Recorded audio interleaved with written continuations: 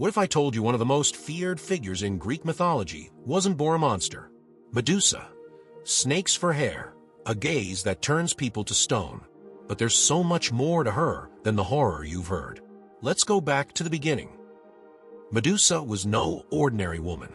She was a mortal living in a world dominated by gods, born with beauty so striking that her golden hair shimmered like sunlight, and her smile could ease even the heaviest of hearts.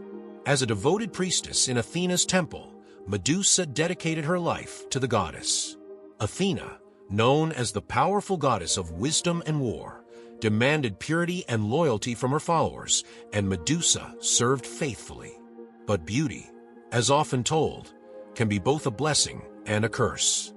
One day, Poseidon, the god of the sea, noticed Medusa. He was captivated by her beauty, but not in a way that brought kindness. The gods were rarely kind to mortals, and Poseidon was no exception. He didn't seek her love or consent. Instead, he took what he wanted, violating her within the sacred walls of Athena's temple. What followed was fear and silence. Medusa had served Athena with unwavering devotion, yet when she prayed for protection, no answer came.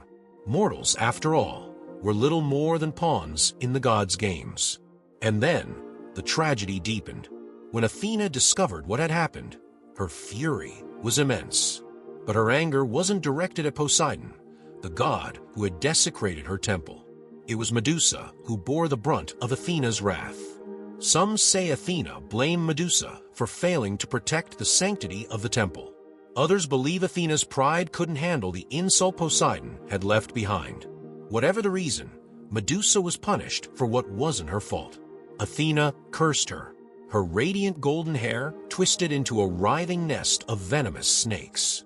Her kind, gentle eyes became something terrifying, capable of turning anyone who met her gaze to stone. Medusa was no longer seen as a woman. She had been transformed into what the world would call a monster. Exiled from the world she once knew, Medusa fled to a lonely island at the edge of the earth, far from anyone she might harm. She didn't seek revenge. She didn't crave power. All she wanted was solitude, a place where no one could hurt her, and where she could hurt no one in return. But the stories of her curse spread, and instead of seeing her as a victim, the world painted her as a threat. Warriors came, one after another, seeking to slay the so-called monster. They craved glory, fame, and the pride of saying they had defeated Medusa. Yet none of them understood. Medusa didn't want to fight. She defended herself only because she had no choice. Her curse wasn't a weapon. It was a shield to protect what little she had left. But then came Perseus. Perseus was no ordinary warrior. He was armed with gifts from the gods, a polished shield that reflected like a mirror, a sword sharp enough to cut through anything, and winged sandals to carry him swiftly through the air. When Perseus entered Medusa's lair, she was asleep. She didn't see him coming. Using his mirrored shield to avoid her gaze, Perseus guided his blade. With a single strike, Medusa's life ended. Even in death, her curse endured. Perseus took her severed head, using its power to turn his enemies to stone. Medusa, who had already suffered so much, was reduced to a weapon, a tool in someone else's story. But Medusa was never the monster. She was a woman wronged by Poseidon, by Athena, and by a world that refused to see her as anything more than her curse. Hers is not just the tale of a monster.